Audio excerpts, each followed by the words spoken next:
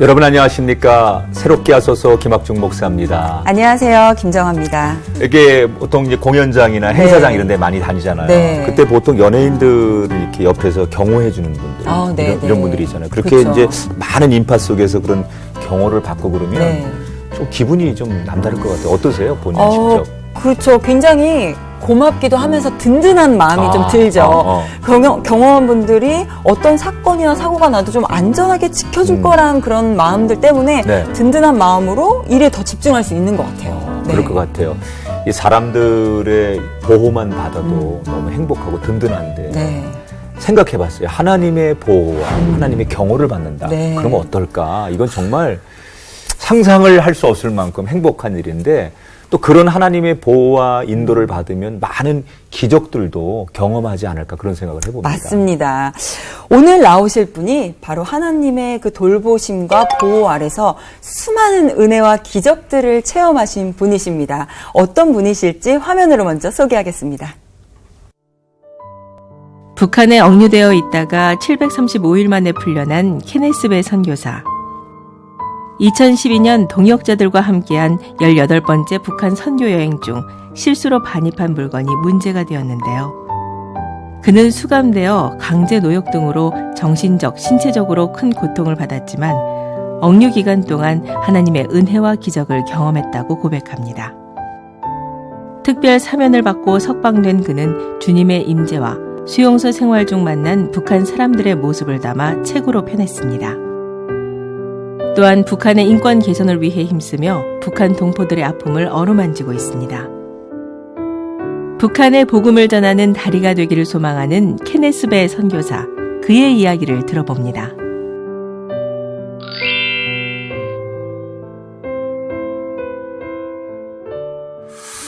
네, 어서 오세요. 우리 케네스 배 선교사님 반갑습니다. 안녕하세요. 뵙고 싶었는데 드디어 뵙네요. 우리 시청자 여러분께 인사 한번 해주실까요? 네, 안녕하세요. 저 케네스 배 선교사입니다. 예, 이렇게 화면을 통해서 뵙게 돼서 너무나 반갑고요. 제가 억류되어 있는 동안에 얼마나 많은 분들이 저를 위해서 기도해 주시고 염려해 주셨던 것을 제가 돌아온 후에 잘 알게 되었습니다. 그래서 이 자리를 비롯해서 너무 감사드리고 기도해 주신 덕분에 제가 무사히 나와서 주의 일을 할 수 있게 되어서 너무 감사합니다. 예. 정말 지금 화면을 보시면서 굉장히 안도의 숨을 쉬시는 분들이 많으실 것 같아요. 네. 2012년이었죠. 재미교포인 케네스 배 선교사님 북한에 735일간 억류가 되셨던 사건이 정말 국제적으로 좀 이슈였어요. 네. 그게 아마 저희가 알기로 최장기 억류. 네, 아마 미국 사람으로서는 이제 미국 시민권을 가진 사람으로서는 최장기 억류라고 이제 그렇게 얘기를 하더라고요. 네. 그러면 지금 대구로 돌아오신 지 얼마나 되신 거죠? 이제 집에 돌아온 지 한 2년 반 남짓 됐습니다. 이제 저희가 좀 요즘 가장 이슈가 되는 게 얼마 전에 오토 원비어 청년의 사망 소식을 들었습니다. 북한에서 아마 우리 선교사님과 비슷하게 억류됐다가 미국으로 돌아가긴 했지만 결국 사망하는 사건이 있었는데 아마 누구보다도 우리 선교사님이 그 소식을 듣고 굉장히 충격과 아픔이 있었을 것 같은데 어떠십니까? 예, 너무 가슴이 아프고요. 저는 이 사건을 보면서 우리 아직도 북한에 억류되어 있는 선교사님들 또 목회자들 이런 분들에 대해서 조금이라도 더 우리 세상에 계신 분들이 또 관심을 가져주시고 또 이것이 계기가 돼서 그분들이 돌아올 수 있었으면 좋겠다는 생각을 갖게 되었고요. 한 청년의 죽음이 그냥 헛되지 않게 하기 위해서라도 제가 지금까지 말을 많이 아꼈습니다만은 이제 제가 조금이라도 더 보태서 남아있는 분들을 석방과 그다음에 북한 2,400만이 겪고 있는 현실을 좀 더 알리는 일들을 하려고 지금 계획 중에 있습니다. 네. 자, 이제 우리 선교사님이 어떤 인생길 걸어오셨는지 신앙생활은 언제 어떻게 시작하셨습니까? 예, 제가 어렸을 때 저희 할머니께서 독실한 이제 크리스찬이셨기 때문에 권사님이셨고요. 그래서 할머니를 따라서 이제 교회를 가곤 이제 했었습니다. 그러다가 중학교 때 제가 그 반포에 있는 남서울교회 당시 홍정기 목사님이 심우하셨던 교회에 중등부 학생으로 제가 이제 나가게 되면서 신앙생활을 하게 되었고요.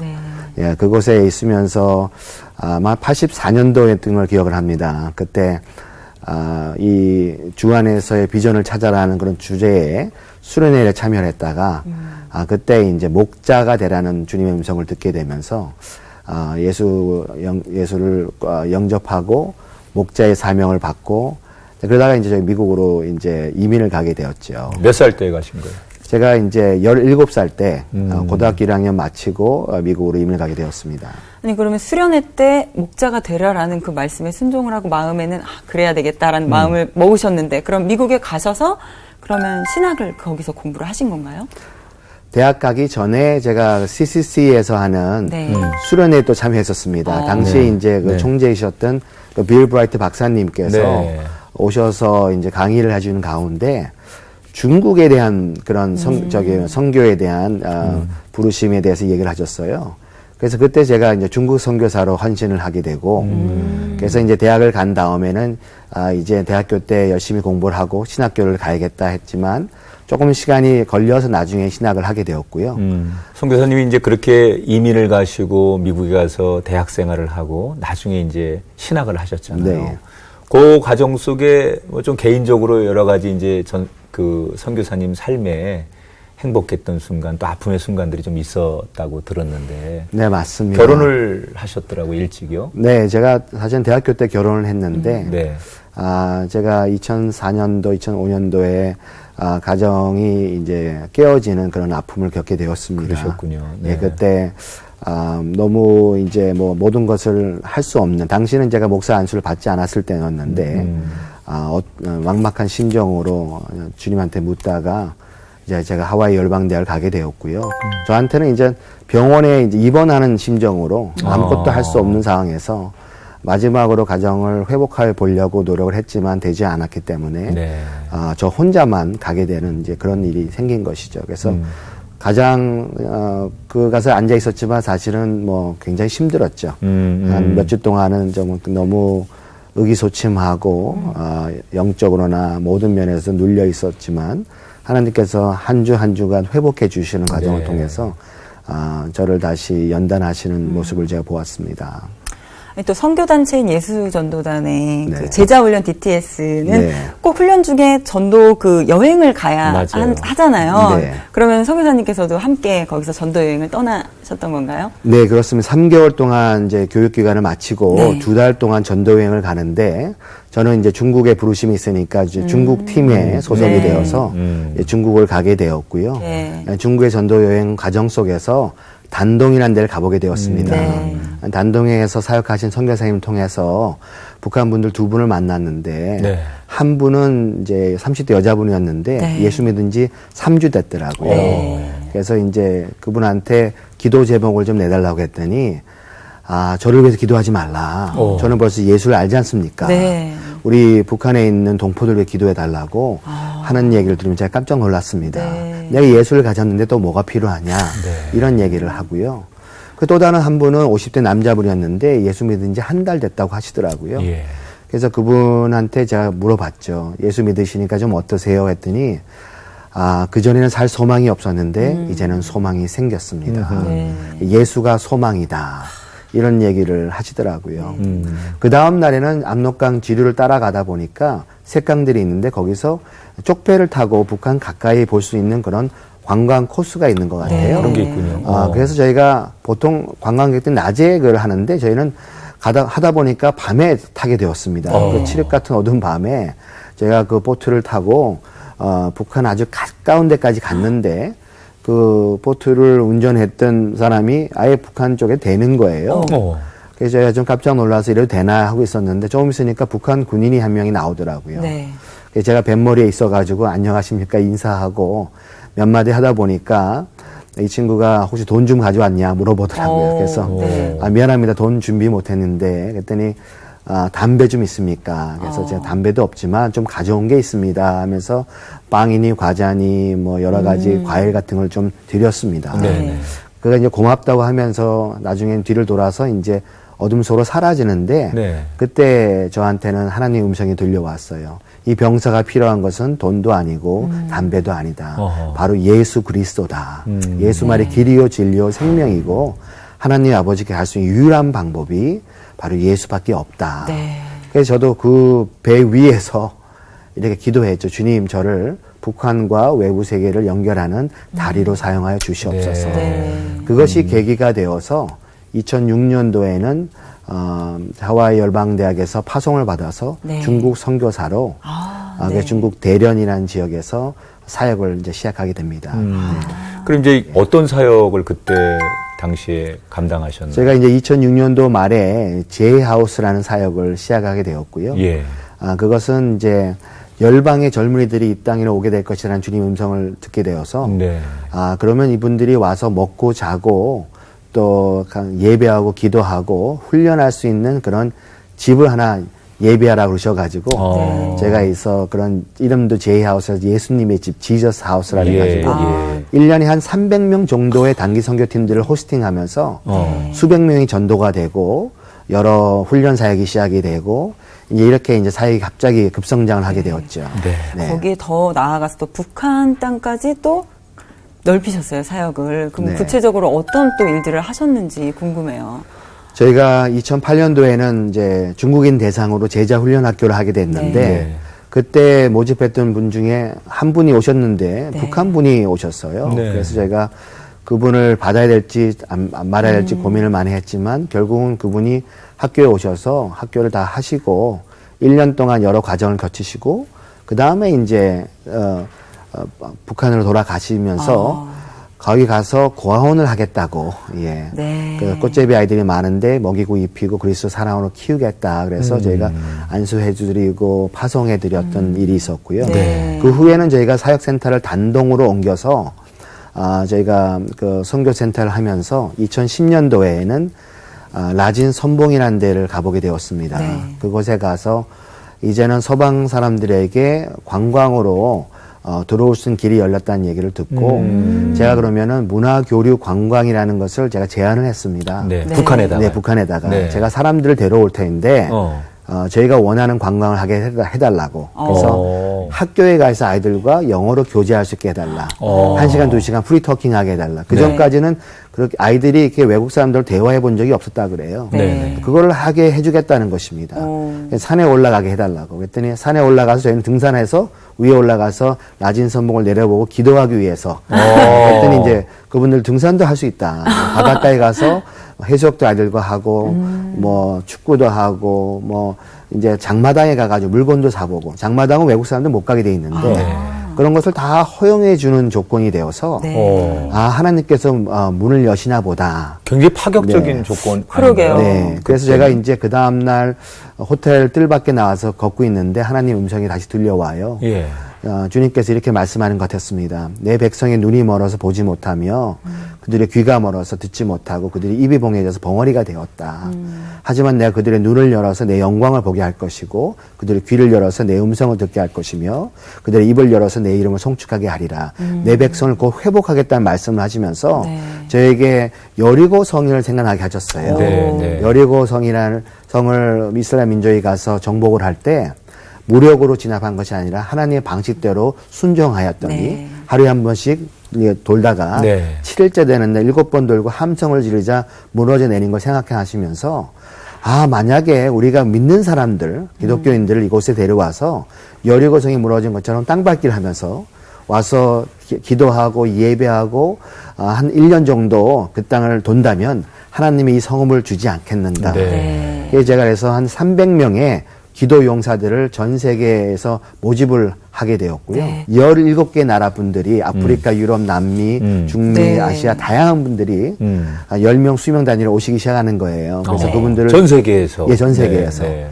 다 기도하시는 분들만. 어허. 그래서 가서 제가 4가지 하자고 했죠. 가서 그 땅을 보고 하나님의 음성을 들어보십시다. 둘째는 기도하십시다. 셋째는 예배하십시다. 넷째는 저희가 가서 우리 그들을 그리스도 사랑으로 사랑하십시다. 이렇게 했더니 정말로 300명이 참여해 주셨고요. 네. 기디온의 300명이 가서 2011년부터 2012년 동안 23번에 거쳐서 그 땅을 들어갔고요. 나중에는 뭐 평양도 가고 개성, 금강산 다양한 데 다 가볼 수 있는 그런 일이 생겼죠. 그 처음에는 많이 왔다 갔다 하신 거네요. 그렇습니다. 제가 이제 17번을 제가 왔다 갔다 할 때는 아무 문제가 없었고 마지막 이제 제 여행 18번째 여행 때 제가 억류되는 일이 벌어질 때까지는 아무 문제 없었습니다. 그러니까요. 사실 계속 아무런 문제가 없었단 말이에요. 근데 네. 말씀하셨듯이 18번째 들어가셔서 갑자기 억류가 되셨어요. 네. 뭐 때문에 그렇게 된 건지 또 궁금해요. 제가 모든 분들한테 가져가서는 안 된다고 하는 그런 리스트가 있어요. 네. 네. 다 설명을 하고 했는데 그때 제가 실수로 컴퓨터 외장 하드 드라이브라는 것을 네. 반입한 것이 문제가 되었습니다. 가지고 들어가서 본인은 정작 네. 하면 안 되는 걸 가지고 들어가셨군요. 그렇죠. 지금 300명이 아무 문제 없이 네. 좋은 평판을 가지고 당시에 모든 것이 진행되었었고요. 네. 네. 근데 마지막에 제가 그런 실수를 할 줄은 몰랐죠. 근데 아니, 그 왜 외장 그런 실수를 하셨어요? 제가 이제 그 아침에 서둘러 떠나면서 네. 아침에 제가 사실은 다 점검을 하고 떠나게 돼 있는데 네. 이 연길에서 이제 거기서 버스를 타고 들어가는 여정이 있었습니다. 그때 버스 시간이 놓칠까 봐 서두르다 보니까 네. 제가 컴퓨터는 이제 호텔에 맡겨놨는데 외장 하드 드라이브라는 것은 제 서류 가방에 있는 상태로 길을 있는지 떠났고요. 모르시고. 이제 그 강을 두만강이죠. 강을 건너서 세관에서 기다린다가 보니까 제가 그걸 갖고 들어온 거예요. 그 안에는 이 내셔널 지오그래피라 이런 데서 만든 북한 취재 그 다큐멘터리들이 있었어요. 그래서 꽃제비 아이들이 길거리에서 국수를 집어먹는다든지 쓰레기 때문에 이제 뒤지는 그런 장면들이 나오니까 네. 이분들이 깜짝 놀라서 이렇게 불순한 것을 무슨 목적으로 가져왔느냐. 이래서 이제 사실은 억류가 되었는데 그 외로도 제가 그 안에는 6년 동안 사역했던 모든 선교 편지와 보고서와 8,000장이 넘는 사진과 동영상들이 있었기 때문에 네. 결과적으로는 제가 선교사이고 그다음에 목사인 것 신분이 나중에 드러나게 된 것이죠.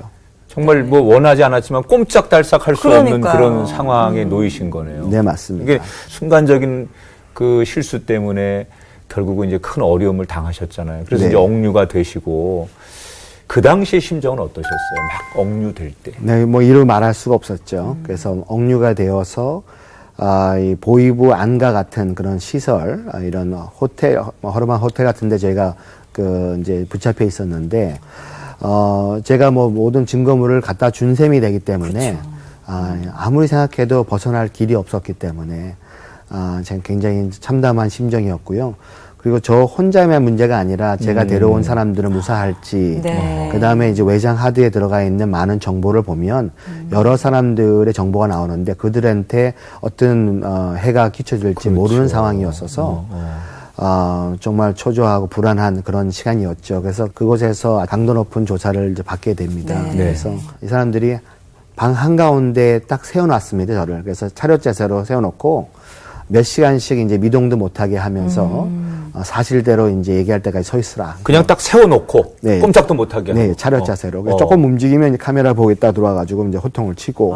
혹시 네. 그 당시에 뭐 이렇게 구타라든지 고문이라든지 이런 일이 있었습니까? 구타나 뭐 특별한 고문은 없었지만 식사량을 뭐 굉장히 조금 주고 잠을 한 서너 시간 재우고 또 이렇게 하루 종일 세워놓고 한 3일째 되는 날 이렇게 하루 종일 서 있는데 갑자기 제 왼 손이 따뜻해지는 거예요. 그래서 저도 모르게 살짝 펴보니까 뭐가 반짝반짝합니다. 금가루 같은 것이. 네. 그래서 그 온기가 왼팔로 다 옮겨지는데 저도 영문을 뭘 서 있다 보니까 주님의 음성이 들려오는데 성령님께서 너의 손을 붙잡고 계신단다.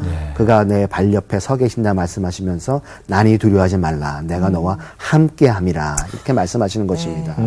그래서 이 일을 통해서 그 누구도 해함을 당하지 아니할 것이니 안심하라 하시면서 담대하라고 말씀하시면서 이 일을 통해서 하실 일이 있다고 네.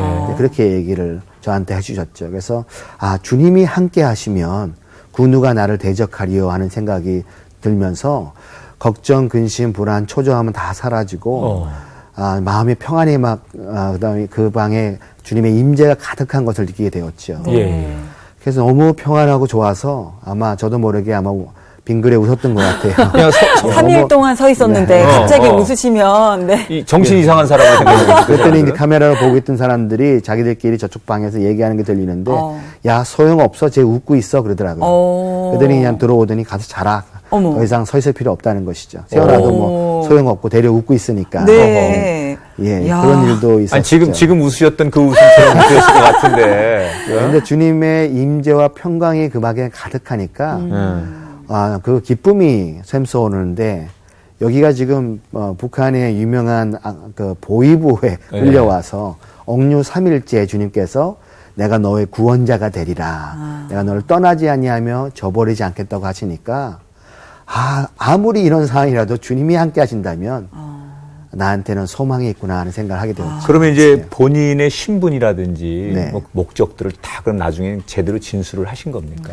예, 그래서 제가 그 다음 날 제가 데려오신 분들이 무사히 출국한 것을 알게 되고 그분들은 먼저. 예, 그래서 네. 제가 이제 얘기를 했죠. 저 사실은 선교사입니다. 어허. 저 목사입니다.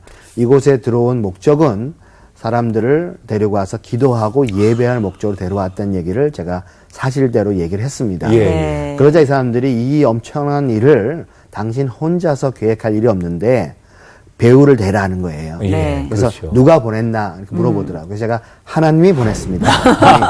그럼 당신 외에 누가 있나 그래서 하나님이 계십니다 했더니 하나님 말고 또 있을 거 아니냐. 그래서 배우를 대라고 집요하게 이제 물어보고 이제 그랬죠. 예. 아니 그래서 그 정말 신문 가정과 재판을 통해서 노동교화형 15년을 선고받으셨어요.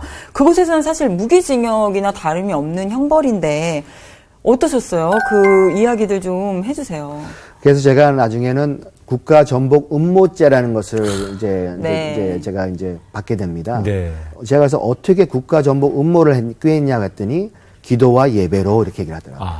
그래서 제가 하나님도 안 믿으시는데 왜 기도의 힘을 믿으십니까? 그러니까요.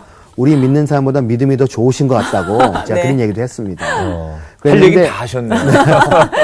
그래서 제가 그런 얘기를 하면서 그랬더니 이분들이 얘기하는 것이 우리 위에서 기도한 것이 아니라 우리 망하라고 기도했을 거 아니냐 이런 얘기를 하고 또 제가 그 들여보냈던 북한 분 한 분 그 고아원을 하신 분을 찾아냈죠.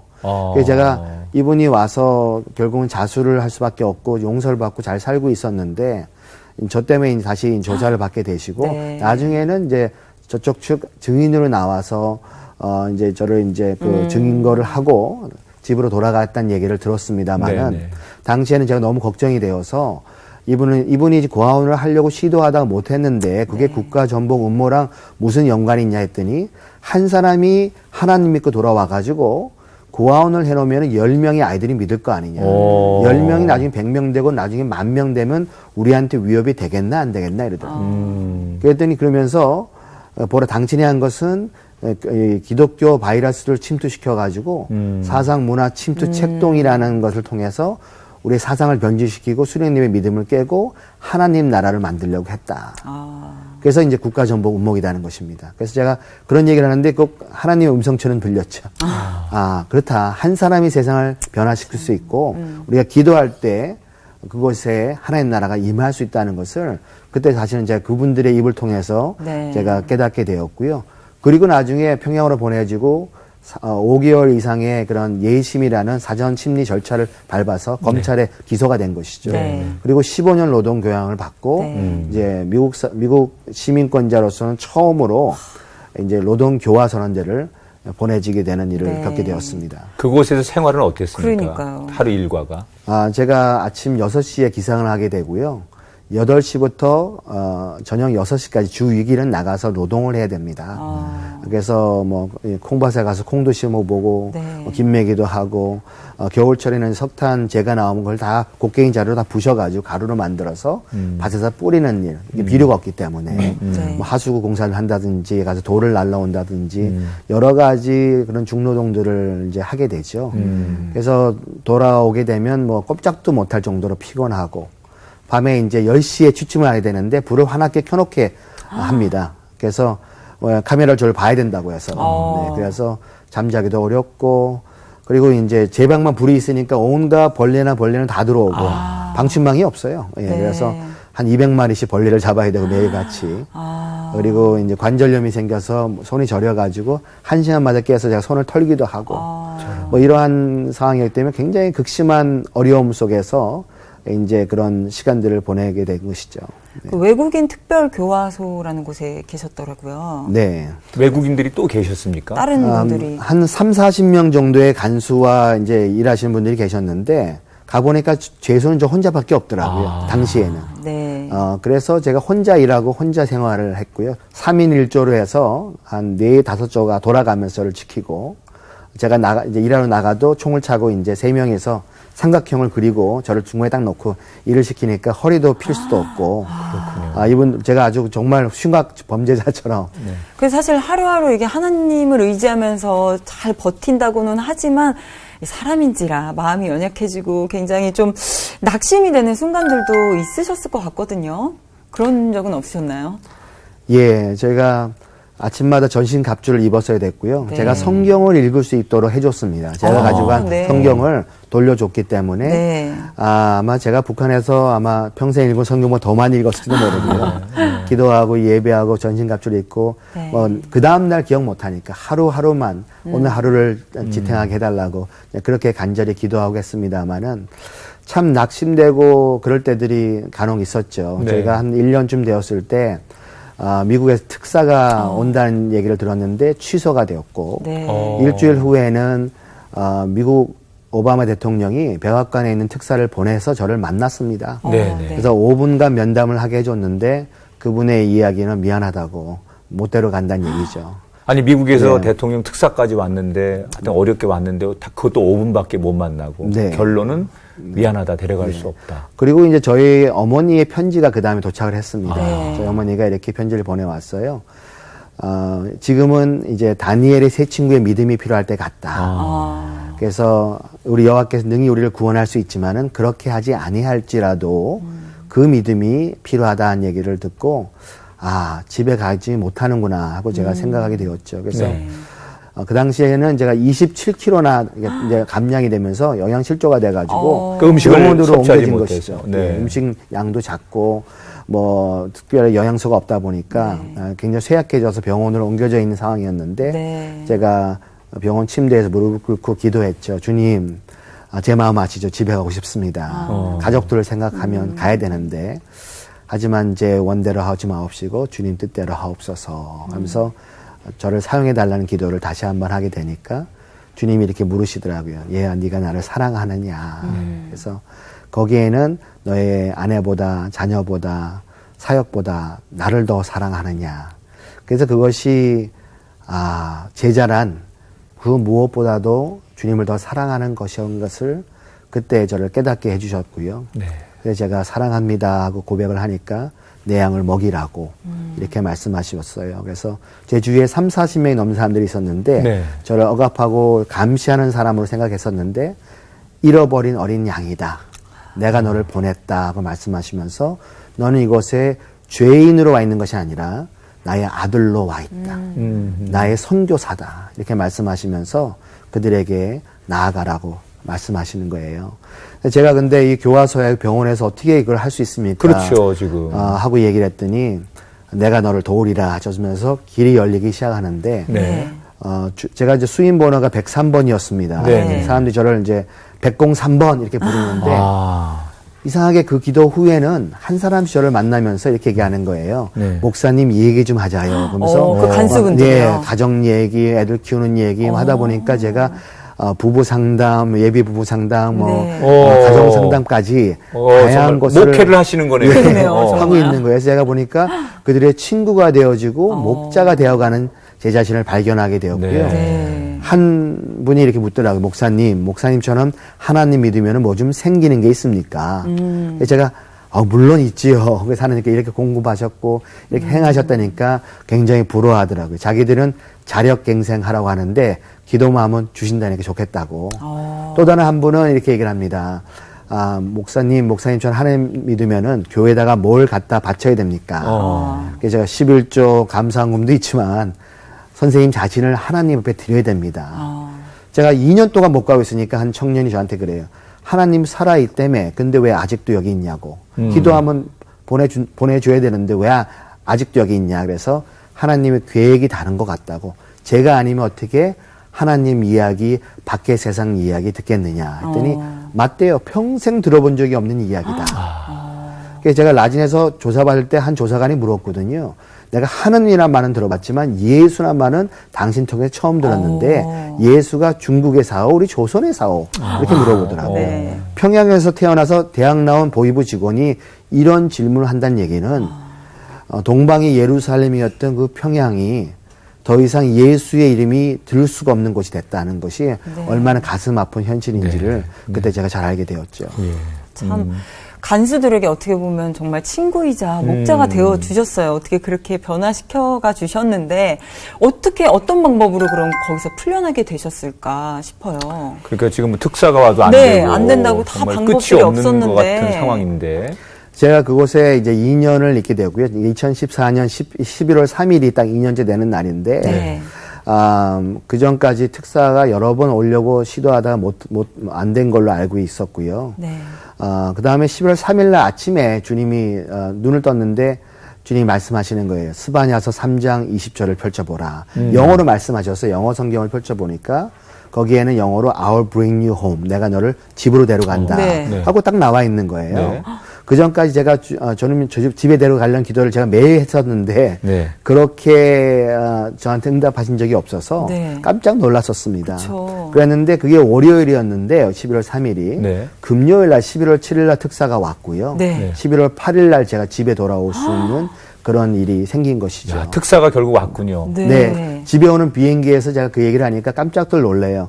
우리가 워싱턴 DC를 11월 3일 월요일 날 떠났습니다. 그러더라고요. 근데 저한테 비행기를 하나님께서 보내주시고 말씀도 하시고 이야. 이런 일이 있으면서 우리 하나님은 정말 살아계시고 네.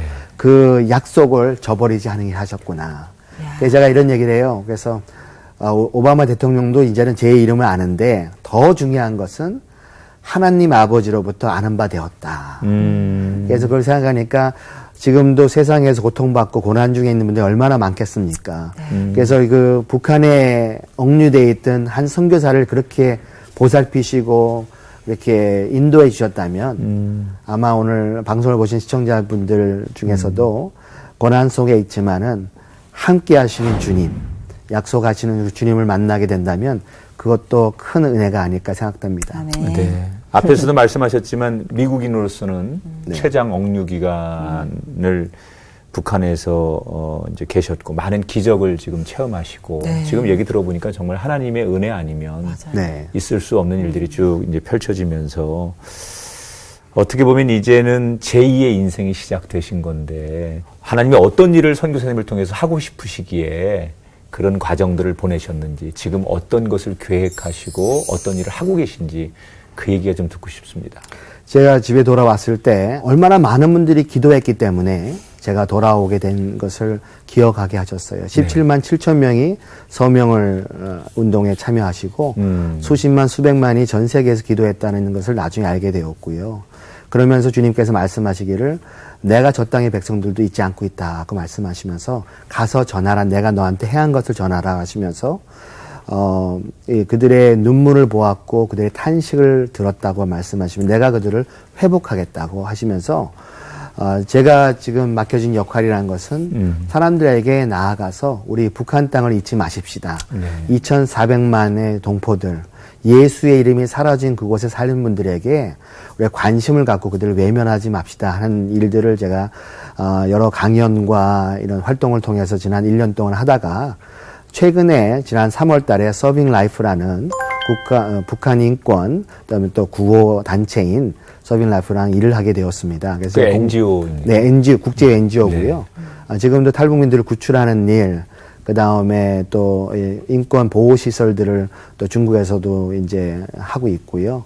또 탈북민들이 인신매매로 중국까지 왔다가 팔려가서 아이들을 낳고 살게 되는데 나중에 북송당하게 되면 그 아이들이 버림받는 경우들이 있습니다. 그래서 그 아이들을 돌보는 소망의 집이라는 고아원도 저희가 지금 하고 있는데 그런 단체에 제가 공동대표로 일하게 되면서 하나님께서 좀 더 풍성하게 일들을 열어주셔서 요새 최근에는 저희가 영어 학교를 운영하고 있고요. 탈북민들이 와서 무료로 영어 배울 수 있게 도와드리고 이번 여름에는 제가 8월 7일부터 12일까지는 우리 제주도의 열방대학에서 통일 영어 캠프라는 것을 하게 됩니다. 네, 그래서 남북한 우리 청년들이 함께 모여서 통일을 꿈꾸면서 영어도 배우고 또 제주 관광도 하고 저녁 때는 저희 영성 집회도 하고 주님도 만나는 그런 일들을 지금 계획 중에 있습니다.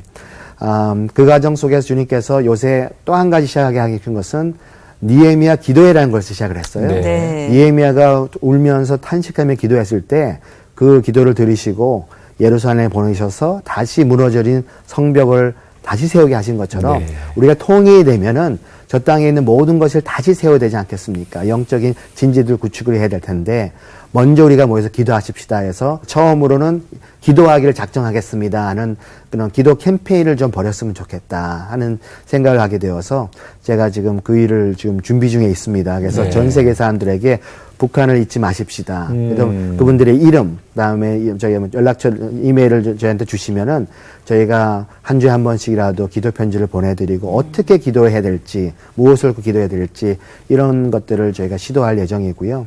정말 100만 명이 기도한다면 저 땅이 어둠의 장벽에 무너져 내리지 않겠는가. 특히 100만 명한테 이렇게 호소를 하려고 합니다. 우리 한 명이 한 권의 북한말로 된 성경을 좀 선물해 주십시다. 네. 그러면 저희가 그 100만 권을 찍어서 이 북한의 문이 열리면 저희가 그냥 한 달 안에 성경을 좀 배달하려고 합니다.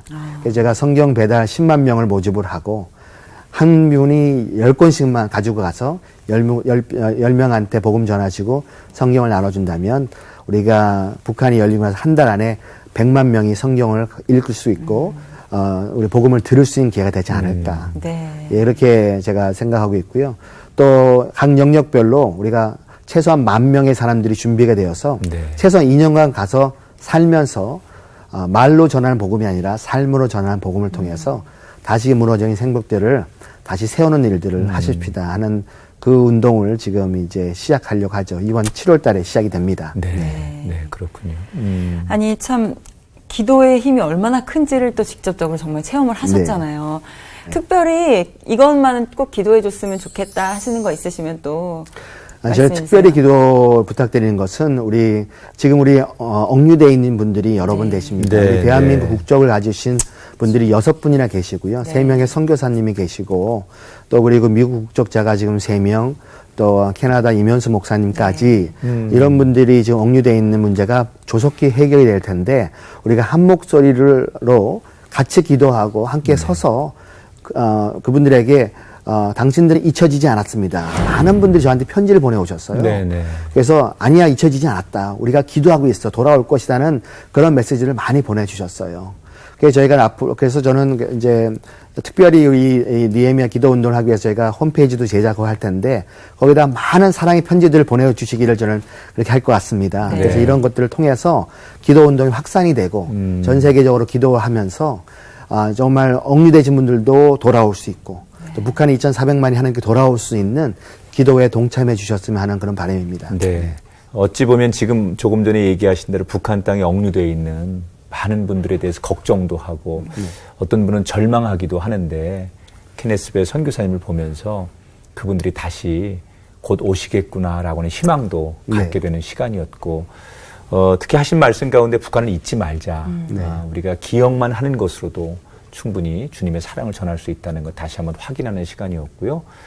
우리 마음속에 북한 땅을 품어보는 그런 삶이 되도록 노력하겠습니다. 더 건강하시고 하시는 귀한 사역 저희도 중부하면서 함께 동참하겠습니다. 오늘 함께해 주셔서 고맙습니다. 고맙습니다. 네, 고맙습니다. 감사합니다. 네.